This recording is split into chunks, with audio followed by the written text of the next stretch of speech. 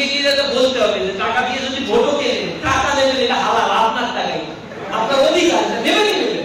যদি না দেন তখন গুনাহ হবে। ভোট কেন্দ্র দখল করে এরপরে দখল করে নিয়ে ক্ষমতায় চলে যাব, এবার হুমকি ধামকি দিয়া ভোট কেন্দ্র দখল করবো, হুমকি ধামকি দিয়া ভোট কিনে নেবো, এগুলো আর হবে না। মানুষের কাছে মানুষের দৃষ্টিভঙ্গি পাল্টে গেছে। টাকা দিয়ে এখন ভোট কেনা যাবে না। মানুষের কাছে আপনারা বলবেন যে সাদাবাজি তারা করছে, নির্বাচনের আগে যদি পার হেড তারা অন্তত 10,000 করেও টাকা দেয় পার হেড জনগণকে বাংলাদেশে, তাহলে তাদের সাদার পরিমাণ টাকা যোগ করে হবে। এত পরিমাণে অলরেডি তারা সাদাবাজি, টেন্ডারবাজি, দখলবাজি করে ফেলছে।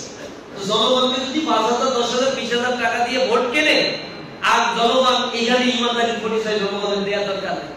কারণ ওই টাকা তার নিজের টাকা, ওই টাকা সাদাবাজির টাকা, ওই টাকা ওই লোকের কষ্টার্জিত টাকা না, যে ওর কষ্টার্জিত টাকা আপনারা দিয়ে বলছে আমাদের ভোটটা দিয়ে, তা তো বলে না।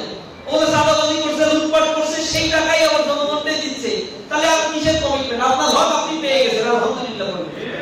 ভোট দেওয়ার ক্ষেত্রে কি করবেন না করবেন এটা ডিসিশন আপনার মাথার ভিতরে রাখবেন।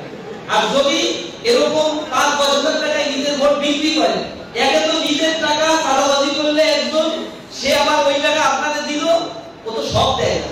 ও 2,000 কোটি টাকা, 200 কোটি, 500 কোটি টাকা সাদাবাজি করে হয়তো 100 কোটি টাকা বিলাবে, এবং ক্ষমতায় গেলে ওই 100 কোটি টাকা আবার আদায় করে, এটা আদায়ও করবে। ওগুলো আর নিজের টাকা না, নিজের পকেটের ব্যবসায়িক টাকা কোনদিনই সে বিলায় না। তো বিএনপির কোন লোক এরকম চরিত্রবান লোক না যে যা তারা নিজের টাকা বিলায় জনগণের মানুষের কাছে গিয়ে বলতে হবে যে টাকা দিয়ে যদি ভোটও কেনেন, টাকা দেবেন, এটা হালাল, আপনার টাকাই, আপনার অধিকার, নেবেনই নেবেন। যদি না দেন তখন গুনাহ হবে।